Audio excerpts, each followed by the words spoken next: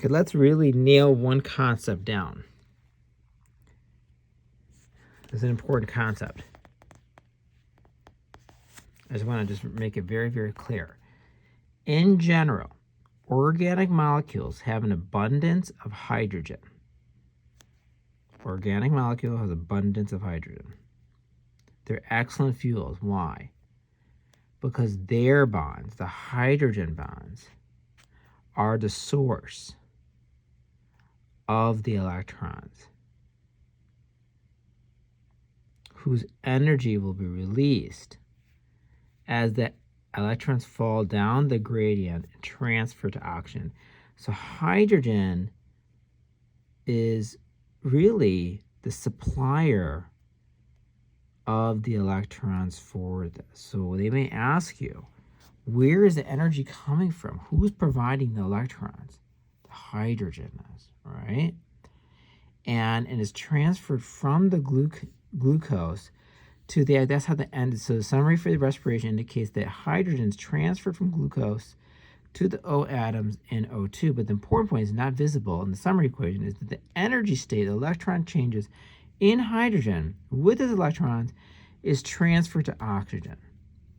The energy state of the electron changes in hydrogen, so in respiration, okay, in respiration, the oxidation of glucose transfers electrons to a lower energy state, liberating energy that becomes available for ATP, right? So in general, we see CH bonds oxidized into products with multiple CO bonds, right? So these are CO bonds because they're now got oxidized into these, right? So CHO6 turns into CO2 bonds, right? The H is missing here, there, okay?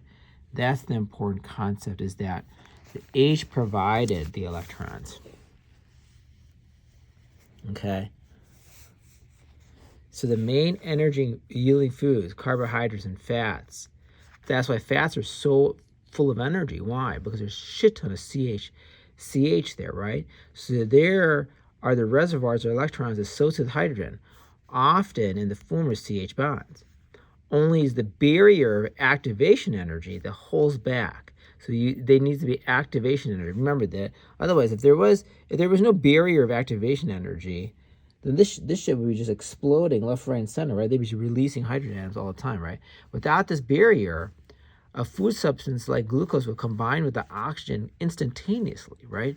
The glucose doesn't break down with the oxygen because there's a barrier. What's the barrier? The activation energy is the barrier.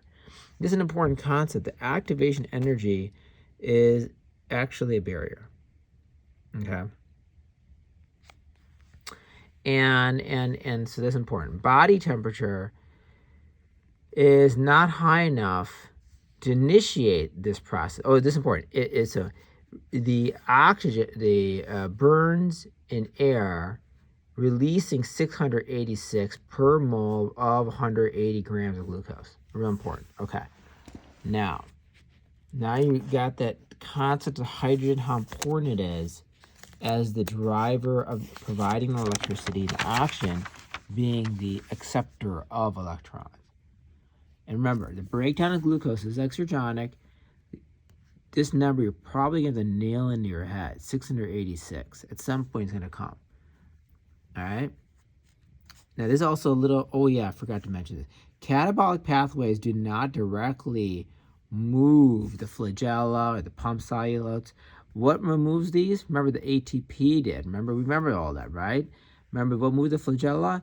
The ATP does the thing. So once the catabolic pathways do not directly move it, it's the production of ATP. The ATP has that powerful boom, right? The pop of the P from the negative P to P, negative P, right?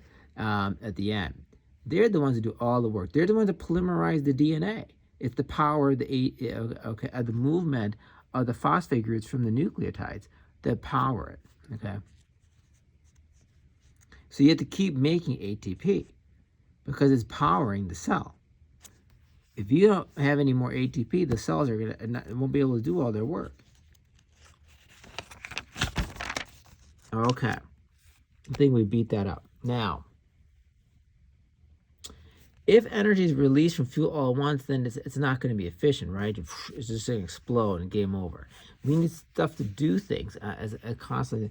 The hydrogen atoms are not directly transferred to oxygen, but they instead go through a bunch of pathways. They go from an electron carrier coenzyme called nicotinamide adenine dinucleotide. Say that 3 times real fast. Nicotinamide adenine dinucleotide is a derivative of the vitamin niacin. Now, this coenzyme, what is it? Coenzyme. What is a coenzyme? I just told you. Electron carrier. Electron carrier is a coenzyme that, where did they get the carrier from? The hydrogen. Remember, hydrogen was the provider. Remember, hydrogen's the provider, but it doesn't go straight to oxygen. It goes through a whole series of steps. God made it super complicated, okay? But in its brilliance, he did it, okay? So the coenzyme is well suited as an electron carrier. Now, because it can cycle, it too can recycle and recycle. And that's also another interesting thing. So as an electron acceptor, NAD likes electrons, okay? And functions as an oxidizing agent during respiration. And then there's NADH. Now, how does NAD trap electrons from the glucose? How does NAD get it? Yeah, sure, NAD's getting it, okay? But how does he get it? Who's giving him the electrons, goddammit? The enzyme called dehydrogenase. This is the key. This guy is the workhorse of all fucking things. Dehydrogenase. Look what this guy does. Look what this guy does. He takes H. Remember, the H was the donator. He actually pulls it out of the food. This guy.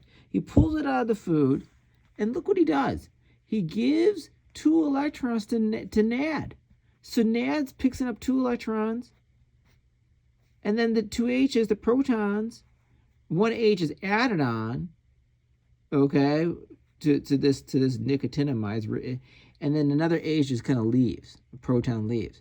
So he becomes reduced. Why? Because so NADH is now, he's naughty. Naughty. Why? He stole the electrons. So naughty stole the electrons, right? So naughty stole the electrons, and that's what happened. Okay. He picked up the electron. What did he look like before he was reduced? Let's remember, he was plus. He was plus. This is the NAD plus. Look how big NAD plus is. What the hell? Look at this thing.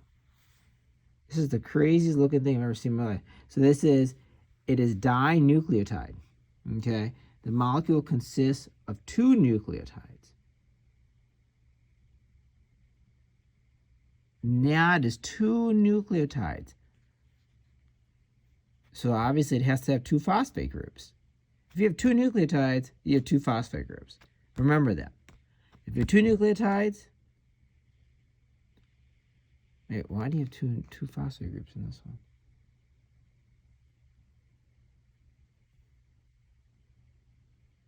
You know, that's confusing, actually. Because in DNA, it's 1 phosphate group, right? But this one has 2 phosphate groups. I don't know why that is. I just realized that just now. So this guy's got 2 phosphate groups. And, but anyways, they're joined at their phosphate groups. Oh, they're joined at their phosphate groups, where versus like DNA, the sugars are joined as a link between 1 phosphate group, right? As a link between a phosphate group. Here, there's 2, so it's not like a DNA, right? That's the difference between there. Is only in DNA, it's 2 phosphate. It's 1 phosphate group. Oh, I just learned something. Okay, so now this N plus. Now what is this thing? What is this thing? Oh, it's an OH in the bottom there. So whenever you see this, don't think this is DNA. Think this is or anything like that. 2 phosphorus. This is a NAD. They're gonna this interesting. Okay, now all right, let's go on. Okay, now what did we say here? We're saying that the combustion, hold on, the explosion.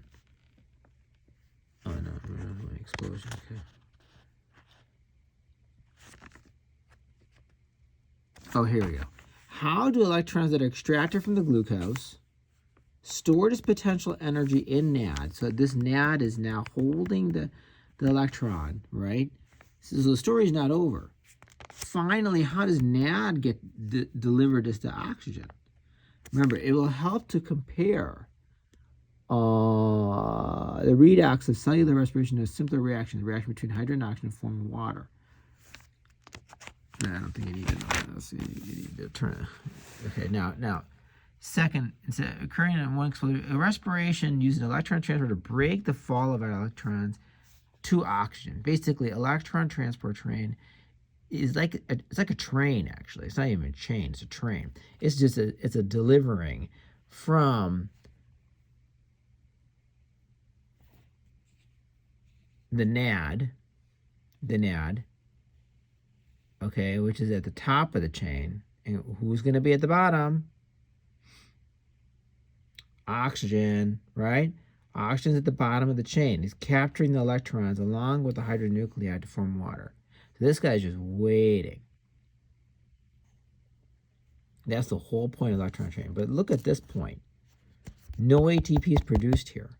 The only thing this is doing is just moving the electron from NAD to oxygen. That's the only thing it's doing. But as it's doing that, what's fascinating about this process is that hydrogen is being shifted to the top of a membrane. It's kind of like, and I'll show you that whole thing.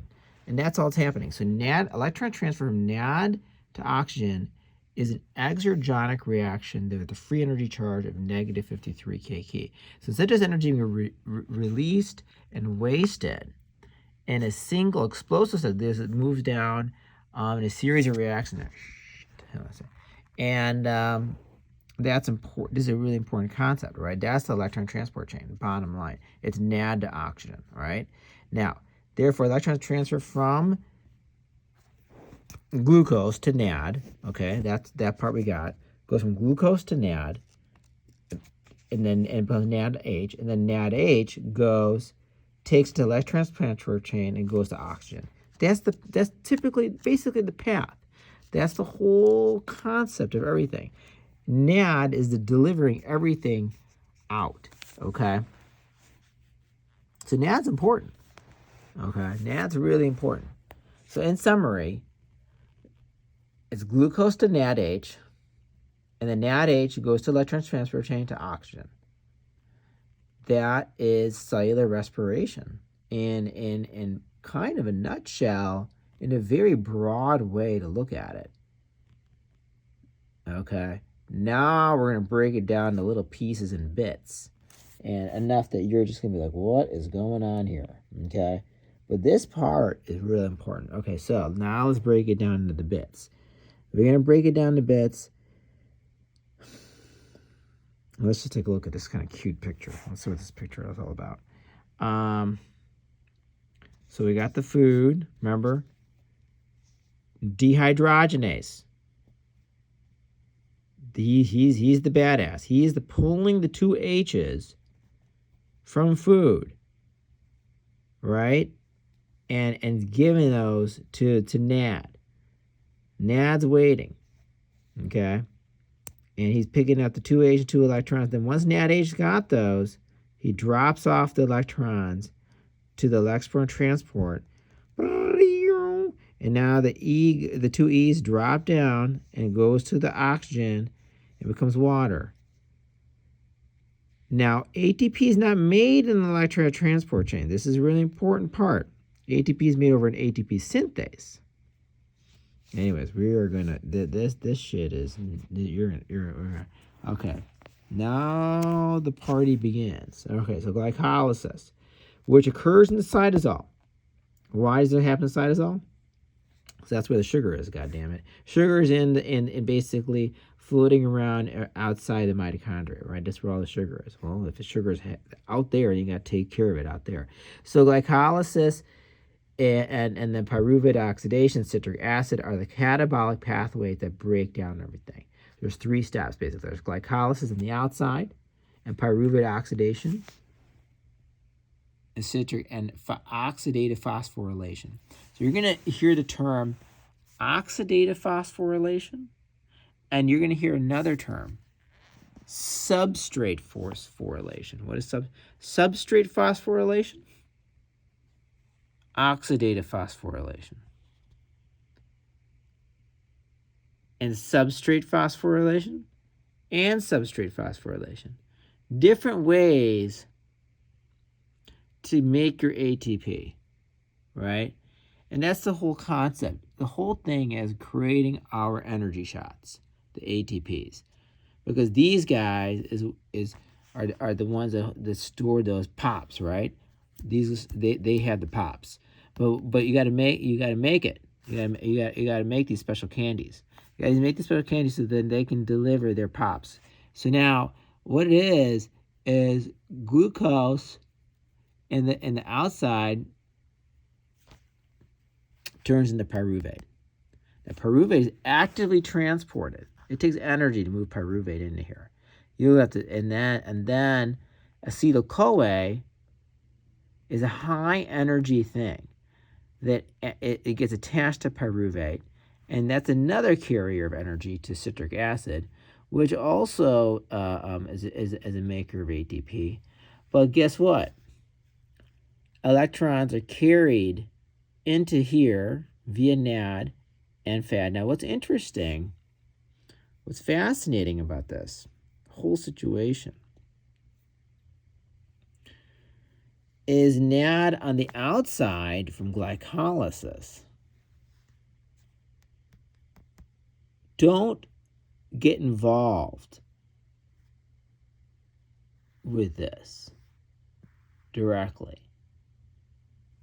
The NAD from the outside of the mitochondria actually, look where they enter.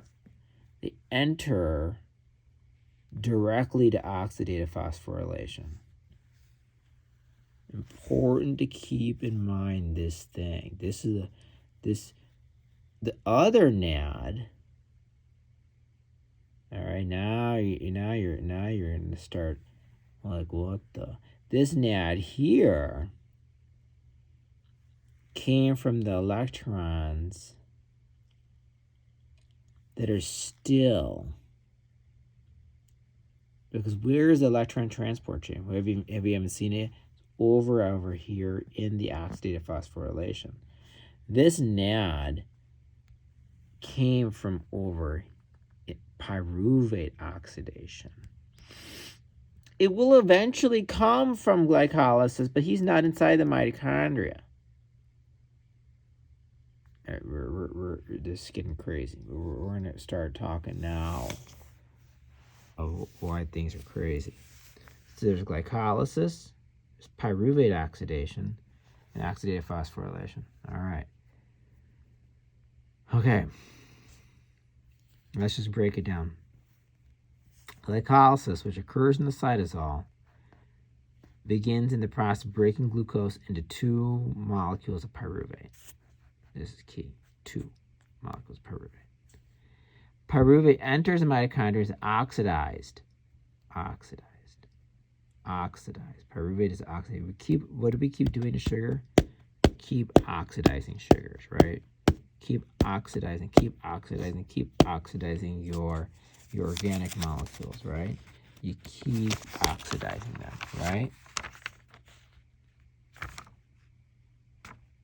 All right. It becomes oxidized, right? This whole thing. All your sugars are always oxidized. Constantly. So you keep oxidizing your sugars to become something different. When you're oxidizing something, you become something different. That's really the more important thing to learn. Sometimes it's like electrons get confused. When you're oxidizing things, you're becoming something different, right? It's not that you're just oxidizing and accepting the electrons. You're actually becoming something different in the process. Okay? And that change to something new is the oxidizing. Okay, now, there the breakdown of glucose to carbon dioxide is completed. Okay, so that's where it say there. Where's there?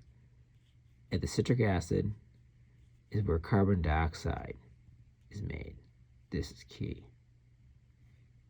The carbon dioxide produced by respiration represents the fragmented of organic molecules.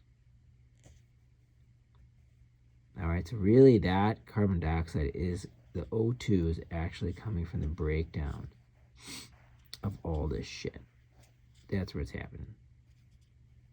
Glucose in the pyruvate in the acetyl-CoA, and then a carbon dioxide. And I'll tell you, I'll even show you where the carbon dioxide comes from. It's kind of cute actually. It actually comes directly from the pyruvate in one part. I'll show you where. Okay, the some steps of glycolysis are redox reactions and dehydrogenase. Remember, dehydrogenase is the guy that transfers electrons from the substrates to the NAD place, or the related electron carrier, FAD, forming NADH or FADH2.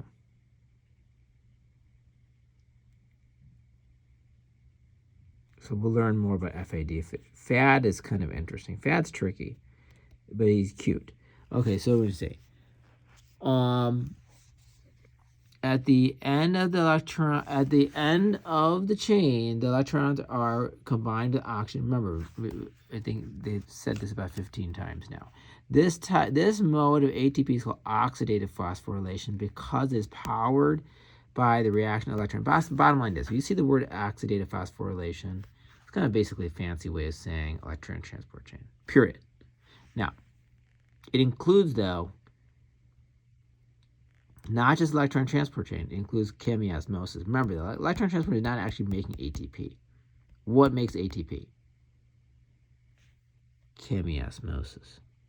Chemiosmosis is what makes ATP. Okay? Chemiosmosis. Together make oxidative phosphorus. Oxidative phosphorus accounts for the almost 90% of the ATP generated respiration. So really, this is the workhorse. Okay, a small amount of ATP is made in some other glycolysis and citric acid, a little bit in the substrate phosphorylation. Okay, remember, substrate phosphorylation, a little bit ATP, oxidative phosphorylation, big time ATP. A little bit, okay? Now, substrate phosphorylation, some ATP is made directly by the transfer of a phosphate group from an organic substrate to ADP by an enzyme. That's the concept of substrate. What are substrates? Substrates are things that are inside enzymes. So basically, there's an enzyme that's moving a P from probably a sugar and just putting it on here. Now, yay, made ATP. And then that product leaves, okay? So basically, the enzyme is, that's substrate phosphorylation. That's the concept of substrate phosphorylation. It's enzyme driven to create the ATP. So the ATP in substrate phosphorylation is made by an enzyme. Important concept. Important. What is? So that you can make ATP by an enzyme. Or you can make ATP by chemiosmosis. So there are two ways to make ATPs. All right.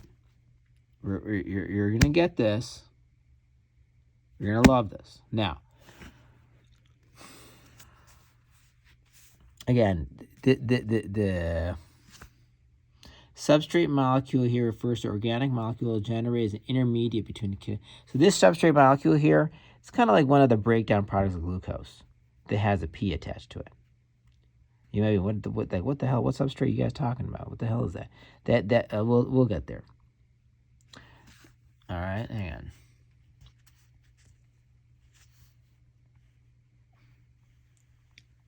All right, be careful. For each molecule of glucose degraded to carbon dioxide, the cell makes about 32 molecules of ATP.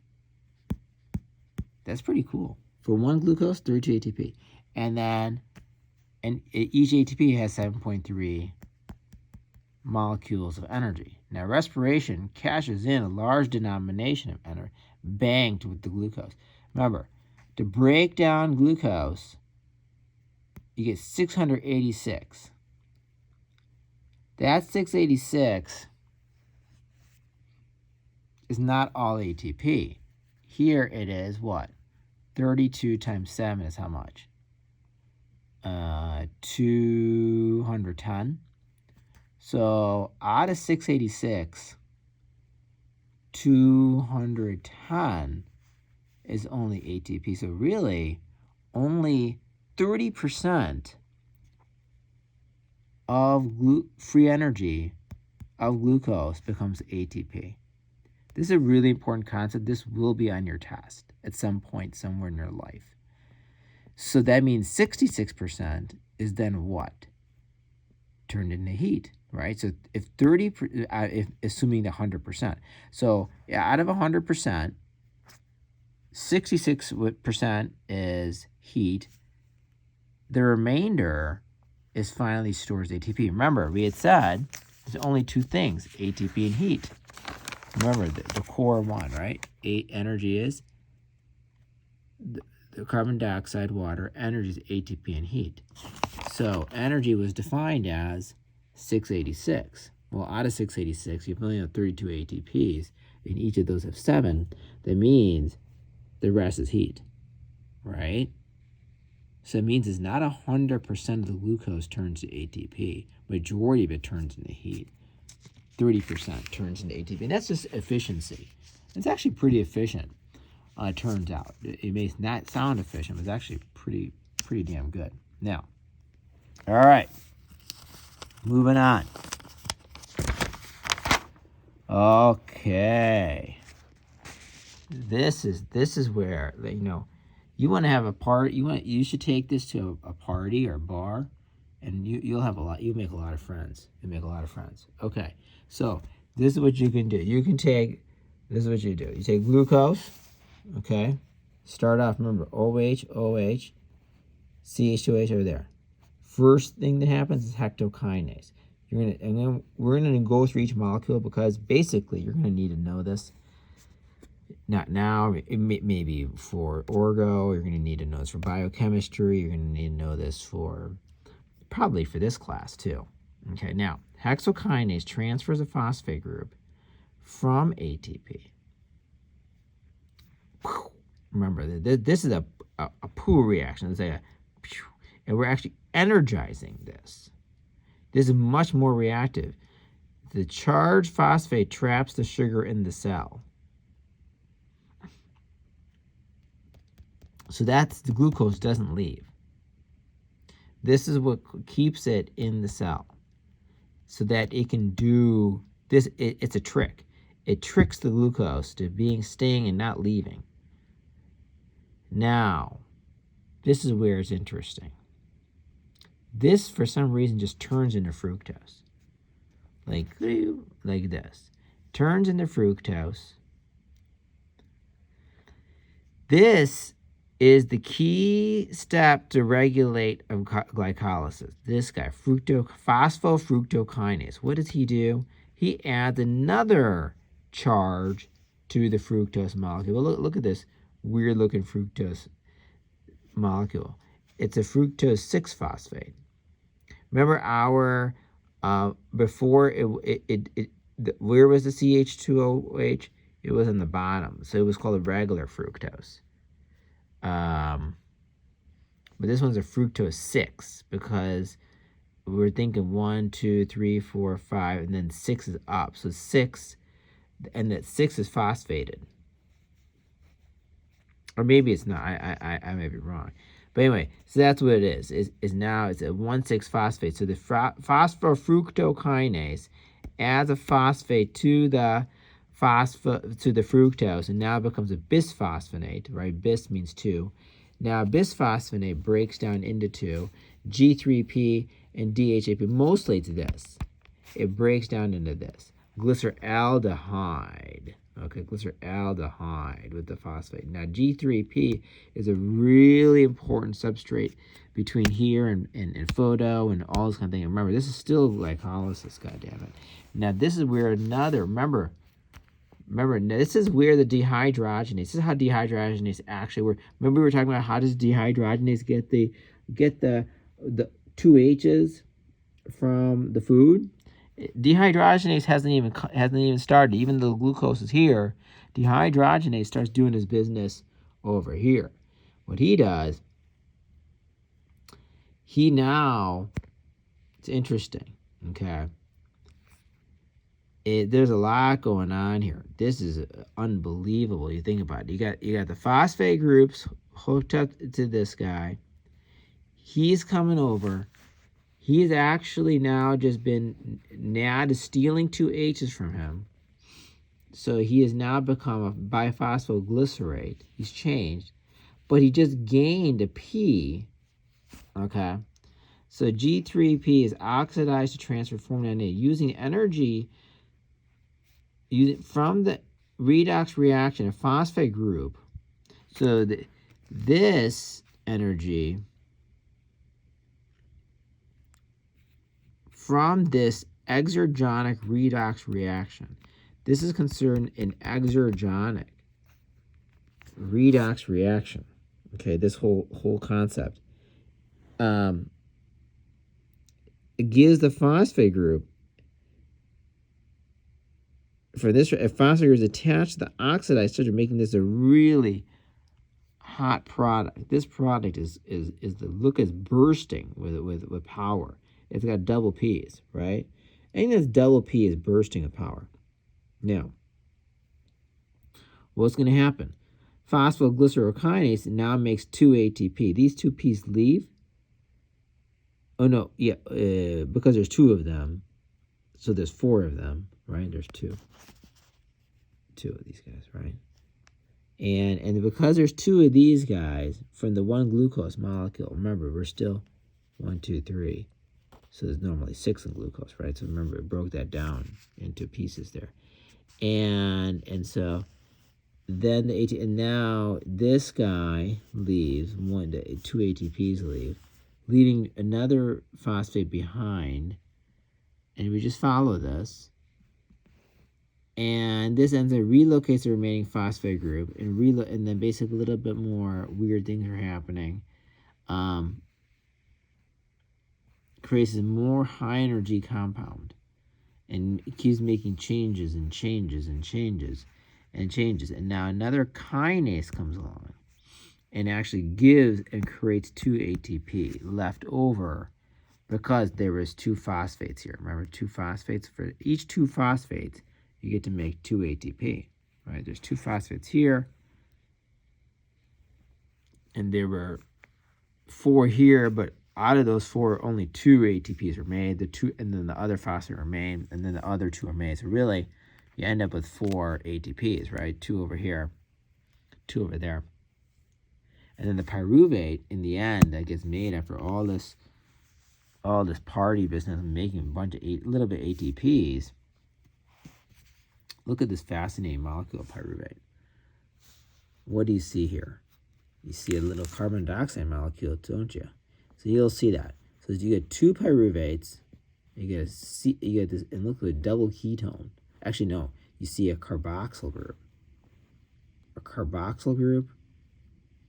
and a ketone group.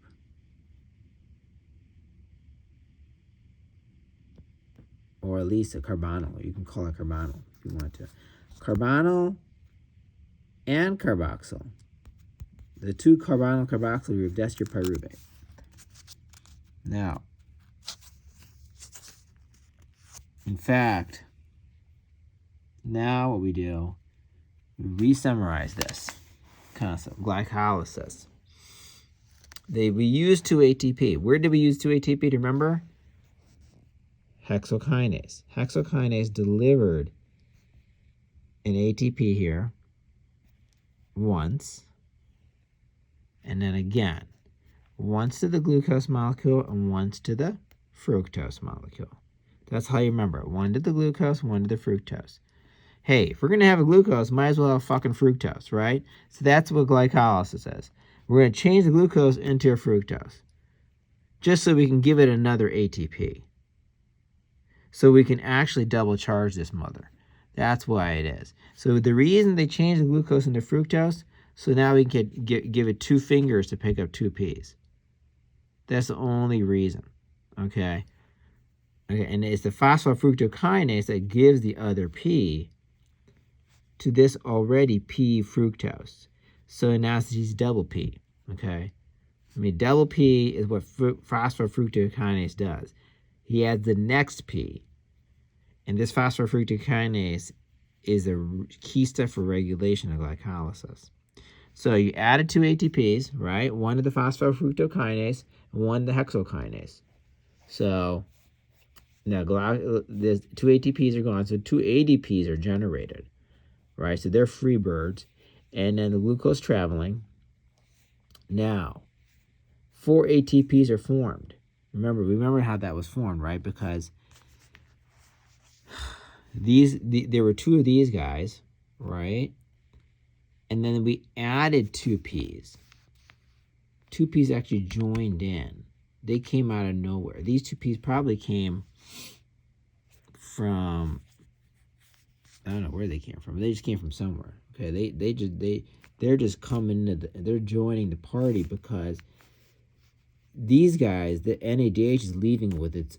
It's on its way out. So okay, I got my electrons from dehydrogenase. He hooked me up. He gave it to my NAD. NAD got the 2 H's, right? And then he's out of here. Now we're gonna add 2 balls of we're gonna 2 phosphates here, because one for each molecule. So we're really adding just 1 phosphate, right? There was a phosphate before, not actually. There was already a phosphate on the G3P, right? The G3P, that's why it stands for the P, is the phosphate. So glyceraldehyde 3, so glyceraldehyde because it's an aldehyde because it's the ketones on the outside, right? Guess that. Okay, so this is a lot of information. We're just getting through this, but we're getting there. Now, so 4 ATPs are formed, but you needed 2 ATP to make 4. All right, that's the key. And then 2 NADHs are formed, 2 pyruvates are formed, 2 pyruvates are formed. So what's the net input? So you get glucose, 2 pyruvates, 2 waters. You get 4 ATPs made. Where you get your other 2 ATPs made? You get 2 ATPs made when you had this weird thing 2 pop off, and then phospho keeps changing until you're about to become a pyruvate, and just before becoming a pyruvate, 2 more ATPs are made by a pyruvate kinase. This is what's interesting. So you're making, to make the pyruvate, you actually earn energy. So that's kind of neat to see that pyruvate, this creation of pyruvate is not a bad thing. It's actually energy generating, right? So you're making 4 ATP, 2 pyruvates. You're making 2 NADHs with the electron carriers. Dude made from the who made the NADH? Dehydrogenase, right? It took 2 NAD. So how many electrons are actually brought into glycolysis? 4. Why 4? Because there were 2. Where did the 4 electrons come from? The 4 electrons came from where? Because there were 2 NADHs made. Why are the 2 NADHs made? 2 NADHs are made because there are 2 of these guys. So for each one, there's an NADH and an NADH. And each NADH always gets 2 electrons, right? So that means for two NADHs, you're going to have 4, right? The ratio of 1 to 2 always, remember, right? So if you're going to have 2 NADs, what you do, you're going to have 4 electrons. So really the key point is this.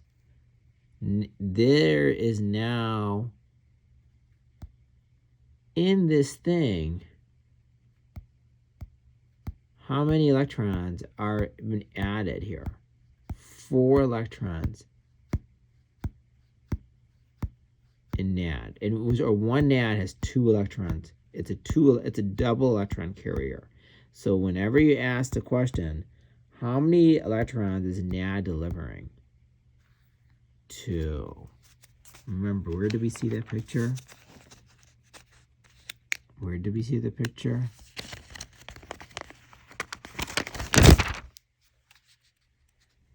NAD delivered 2 electrons. Whoa. Okay, so each NAD H carries 2 electrons. Gotta remember that. So 2 pyruvates, 2 ATPs, 2 NADs. Each NAD carries 2 electrons, so you actually 4 electrons, which is true. 4 electrons. These are the intake, and it's the output. This is the okay, now. Okay, now we can begin. I think we did glycolysis pretty good. Remember, you're going to be asked about phosphofructokinase. He's just adding, just like it sounds, a phosphate to a fructose. There already was one because of the glucose getting the hexokinase, right? So ATP was invested once. ATP is invested again with phosphofructo. And there was 2 here so that he can split. And then suddenly now you get 2 of these molecules. You have to have 2 because 1 for each 3 of the carbons, right? When you cut this in half, it's symmetric. So at least this side gets a P and that side gets a P. That's why you got to double up. So then you got double up, and now you split that in half, and now you got 2 molecules that look the same, and each one's got a P. And then that's what happens. It was interesting, is now he's double P. Now he's double P. Okay, he's double P'd to give the energy here, because the dehydrogenase is now taking H out of there and giving it to the NAD. So NAD is now picked up 2 electrons, and we're going to generate 2 ATPs. Where's the last ATP generation? Pyruvate kinase. Right before pyruvate is made, he frees himself of this phosphate. So this pyruvate precursor had phosphate, but when he's actually phosphate free, he looks simple. He's not that simple. Pyruvate's kind of a badass. So pyruvate is out here. Remember the carbon dioxide picture? So what happened? Pyruvate now goes in. Pyruvate oxidation happens in the mitochondria. A lot is going on here. They even made a picture of this enzyme. So obviously this enzyme must be kind of important. That's what he looks like. Pyruvate dehydrogenase. He's like a special character, this guy. Pyruvate dehydrogenase. He does. Look at what this guy does. This guy's a nutcase. He is doing three things at once. He took the pyruvate. He cut its head off and made a carbon dioxide, right? Literally. Cut its head off. Pyruvate cut its head off. Carbon dioxide leaves. Carbon dioxide leaves. He adds in. He gives 2 electrons to NAD. Remember what was it? He gives 2 electrons to NAD. Pyruvate dehydrogenase. Correct. Obviously 2. Reducing that, right? Oxidizing pyruvate, and this is now reduced, right? It's reduced because we added 2 electrons to this guy. And then coenzyme A, which is this super powerful guy, is actually hooked up to a sulfur group through coenzyme A. Now, where the hell does sulfur group come from? At this point, if you try to keep up everything, you're going to lose your head. So CoA is added to acetyl-CoA. That's acetyl-CoA, which is now the first step to get to citric acid cycle. So it is the oxidation of pyruvate to acetyl-CoA is the step before citric acid cycle. Hey, we just said that. Oxidation of pyruvate is the step to acetyl-CoA. All happening because of this guy right here. This character, man, he can do it. This guy is like multitasking to the T. He's cutting this guy's head off, making carbon dioxide. He's making NADH. He's adding coenzyme A, and he's making this acetyl-CoA. All this guy. This one dude right here. Okay, now.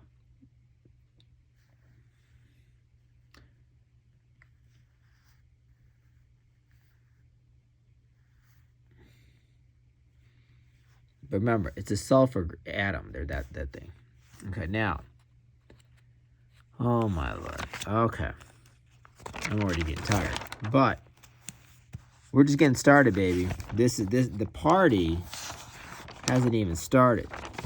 The party starts with the electron transport chain. We're getting there, though. We're getting there. We're gonna do this. We're gonna do this. Should we take a little break and break up these videos so you can transfer them to you? Yeah, I think we should, because otherwise these videos are going to be... I think we did pretty good so far. Okay. Acetyl-CoA has a high potential energy. That's an important point. All right, I'm going to break this up. 46 minutes.